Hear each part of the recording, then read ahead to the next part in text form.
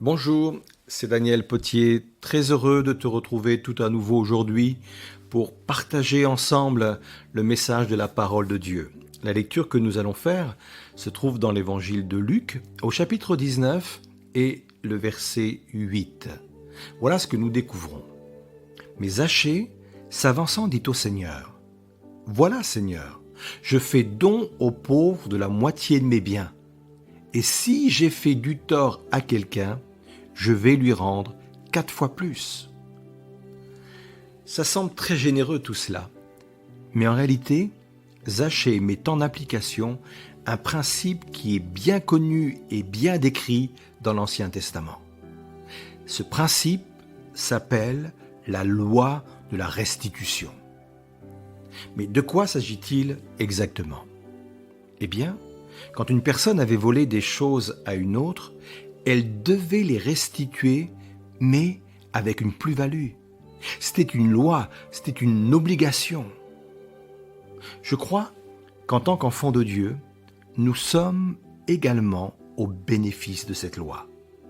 L'adversaire de nos âmes ou la vie en général nous a peut-être volé tellement de choses.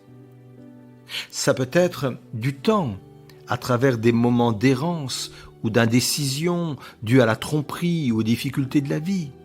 Peut-être qu'on t'a volé des opportunités parce que tu n'as pas voulu trahir tes valeurs ou que d'autres se sont mal comportés à ton égard. Peut-être qu'on t'a volé des relations, amicales ou familiales, à cause de ta foi ou par médisance ou par calomnie. Et crois-moi, la liste est loin d'être exhaustive. Mais la promesse pour nous aujourd'hui est la suivante.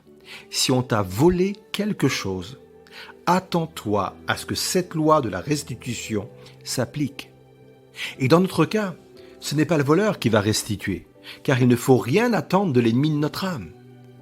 Mais c'est Jésus qui va le faire. Il va restituer ce qu'il n'a pas volé. Et cela, c'est une des conséquences de sa mort sur la croix et de sa résurrection. Et tu sais quoi ? Non seulement Jésus va te restituer ce qu'on t'a volé, mais il va le faire avec une plus-value. Et là, on comprend, comme le dit la parole de Dieu, qu'on sert un Dieu qui nous donne au-delà de ce que nous pouvons demander et penser. Quel glorieux message, quel glorieux évangile que le Seigneur nous communique. Alors passe d'excellents moments, à très bientôt et que le Seigneur te bénisse.